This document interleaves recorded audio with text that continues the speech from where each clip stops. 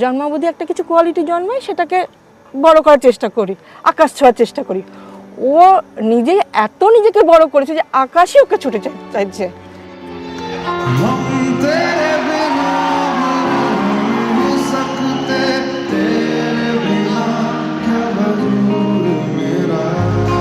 অরিজিৎ সিং এর এত এত জনপ্রিয়তার শুরুটা হয়েছিল কিন্তু আশিকি 2 দিয়ে। এরপর এই ভদ্রলোকের গানের নেশায় এখনো বুঁদ হয়ে আছে গোটা বিশ্ব, এবং এই নেশা কিছুটা আলাদা, এমনটা দেখা যায়নি এর আগে কখনোই।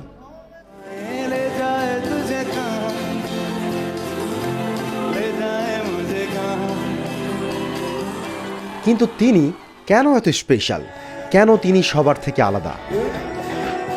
लेकिन आपके उस बेदर्दिया वाले परफॉर्मेंस के बाद जो वायरल हुआ, सब लोग कहने लगे दूसरा Arijit. I want you to know कि अरिजीत बनना आसान नहीं है। ही इज अ मलंग। उसको ना पैसे की परवाह है, ना शोहरत की परवाह है, ना कुछ, बट वो म्यूजिक में ही घुसा रहता है। इट्स सम अलग ही मैडनेस है उसका।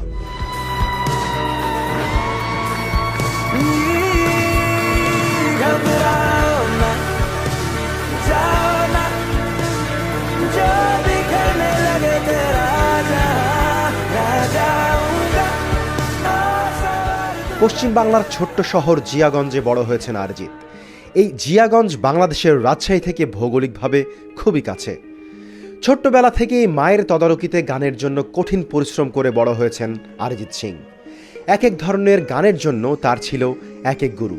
দিনে 8 ঘন্টা রেওয়াজের কথাও বলেছেন তিনি। 8 घंटा रियाज करने वाला आदमी एक 1.5 घंटा रियाज कर रहे, तो उन्होंने छुड़वा दिया।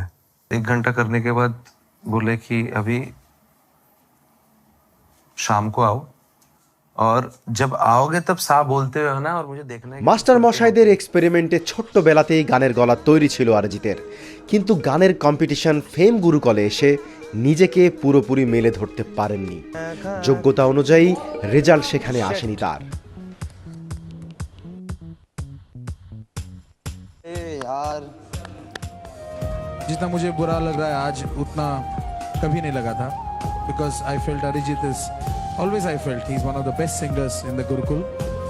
मुझे बहुत दुख हो रहा है तुम जा रहे हो, but I mean it's a game and it's been played very well. कोई संबंध था? आपको मां मानता।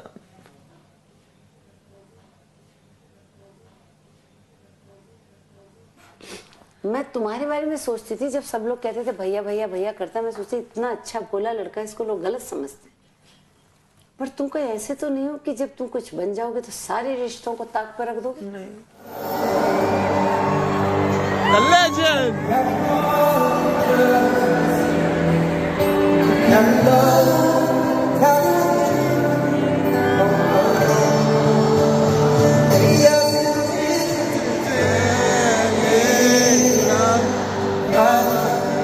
এর কারণ হয়তো এর থেকে বড় স্টেজ তার জন্য অপেক্ষা করছিল। এত বড় স্টেজ আর এত এত মানুষের ভালোবাসা, যা গোটা উপমহাদেশের কোনো তারকা এর আগে কখনো দেখেছিল কি? বলিউডে শুরু করার আগে নিজের গলার উপর একরকম অত্যাচার করেই ভেঙে চুরে নতুন করে গড়েছেন। গলাকে ভেঙে একটা নতুন টেক্সচার তৈরি করেছেন। অনেক সময়ই তাই মনে হয় ভাঙা গলায় অরিজিৎ গান করছেন।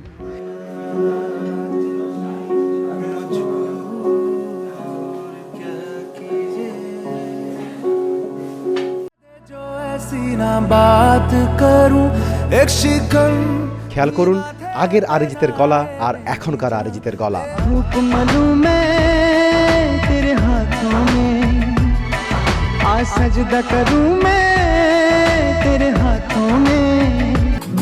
जब जब तेरे पास मैं आया एक सुकून मिला। গলার এই নতুন টেক্সচার অরিজিৎকে অডিয়েন্সের সাথে এমনভাবে কানেক্ট করিয়েছে যে উনি গান গেয়ে যে কোনো সময় যেভাবে খুশি মানুষকে কাঁদিয়েছেন, নাচিয়েছেন, হাসিয়েছেন।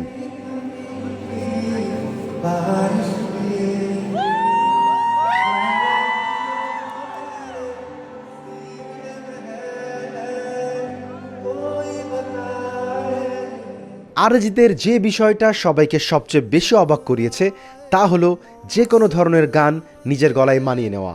স্লো রোমান্টিক গান কিংবা ক্লাসিক্যাল, সুফি কিংবা পার্টি সং, যখন যেটা গাচ্ছেন মনে হচ্ছে যেন ওই গানটা উনারই। 50 साल में एक बार ऐसा टैलेंट आता है अरिजीत सिंह के जैसा, जो इतना वर्सेटाइल होता है, हर किस्म का साउंड गा सकता है। उनकी जो गले की तैयारी है, it is unlike anybody else. আমারও পরানো যাহা চায় তুমি তাই। অরিজিতের রবীন্দ্রসঙ্গীতে যেমন বিমোহিত হয়ে যাবেন, আবার দ্য ব্রেকআপ সঙ্গে তাকে নতুনভাবে পাবেন। Is my favorite singer. I think he can do any genre. Like Phir Le Aaya Dil, he has that Ghulam Ali vibe. In Kill Dil song, there's one song in Kill Dil, Sajde. When the song begins, he sounds like Nusrat Fateh Ali Khan sahab. Yeah, that's true. And then there's a song called Ilahi. He sounds like a rock star. Tum Hi Ho. He has a lilting voice of Mohit. শুধু গান নয়, মানুষ অরিজিৎ সবার মনে আরও বেশি করে জায়গা করে নিয়েছে। খুব সাধারণ জীবনযাপন, নিজের গ্রামে গিয়ে একটা স্কুটারে লোকালদের মতোই ঘুরে বেড়ানো, লোকাল ট্রেনে যাতায়াত, সিনেমায় গিয়ে টাকা না নেওয়া, এরকম হাজারটা কারণে অরিজিৎ নিজেকে আলাদা হিসেবে চিনিয়েছেন সবার কাছে। ওকে আমি দেখি একজন ওই অলিক মানুষ হিসেবে, কারণ ওকে দেখা যায় কিন্তু ওকে না, মানে ও যে জায়গা থেকে ওকে অনুসরণ করা যায় না, অনুকরণ করা যায় না, ছোঁয়া যায় না, কারণ ও না একটা অদ্ভুত মাটির মানুষ। আমি যখন এই ছবিটার জন্যে ওকে গানটা গাওয়ার পরে বলি যে এবার তো সেটা আমাকে বলতেই হচ্ছে যে তোমার পারিশ্রমিকটা তাহলে কী করব। তো প্রথম বললো না আমি তোমার সাথে গান গেছি, টাকা নেবো না। আমরা নিতে তো হবে, দেখো। তা বলি তাহলে তুমি এক কাজ করো, আমি তো একটু কলকাতায় যাচ্ছি ফেস্টিভ্যাল উদ্বোধনে, তুমি 11 টাকা দিয়ে দিও। মানে অরিজিৎ হচ্ছে আমার কাছে ভগবানের মতো, এটা সবাই জানে আমার বন্ধুরা। আমার জীবনের একটা বাকেট লিস্ট ফিল আপ হয়েছে অরিজিৎকে দেখে। ওর যাপনটা আমি দেখে এসেছি, ও কীভাবে থাকে, ও কতটা সিম্পল মানুষ। অরিজিতের কনসার্টগুলোতে তার স্টেজের সাথে গলে মিশে যাওয়া, সাধারণ মানুষ আর কো আর্টিস্টদের প্রতি শ্রদ্ধাবোধ অনেক স্বনামধন্য সিঙ্গারের কাছেও তাকে ভগবান বানিয়েছে।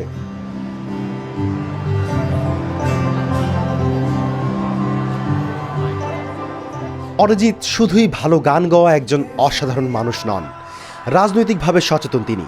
কলকাতায় মেডিকেল কলেজে ভয়াবহ রেপের ঘটনাটির পর যখন আন্দোলনে ফুঁসছে পুরো দেশ, অরিজিৎ এমন একটি গান বেঁধে নিজের প্রতিবাদ জানালেন যা পুরো আন্দোলনের একটা স্লোগানে পরিণত হলো। নাম দিয়ে কপাল, কেউ মরণ কাল, কেউ ভয়ে কাতর, কেউ বাণীর উপায় বা সহায় হয়ে পাথর। আর কবে, আর কবে, আর কবে, আর কবে। One of the most promising, I wouldn't say promising, the most talented singer who's going to remain in this industry for a very long time, and who's got depth in his voice, who's got musical knowledge in his voice, and that's Arijit Singh. Obviously, Arijit is a wonderful sensation, and to be part of the live act is an honor for me. I came to India for the first time in December of 2017, and that's the first time that I met Arijit. I do have to say though, my initial reaction was, yes, I want to come to India right now. আমরা প্রত্যেকেই তো জন্মাবধি একটা কিছু quality জন্মায়, সেটাকে বড় করার চেষ্টা করি, আকাশ ছোঁয়ার চেষ্টা করি। ও নিজেই এত নিজেকে বড় করেছে যে আকাশই ওকে ছুটে চাইছে। অরিজিতের এই মানুষ আর শিল্প সত্তা থেকে আমাদেরও অনেক কিছু শেখার আছে বলে মনে করে ভোকাল। ভোকালের কাজ ভালো লেগে থাকলে শেয়ার করুন, লাইক দিন, কমেন্ট করুন। আজকের মতো বিদায় নিচ্ছি, সবাই ভালো থাকবেন।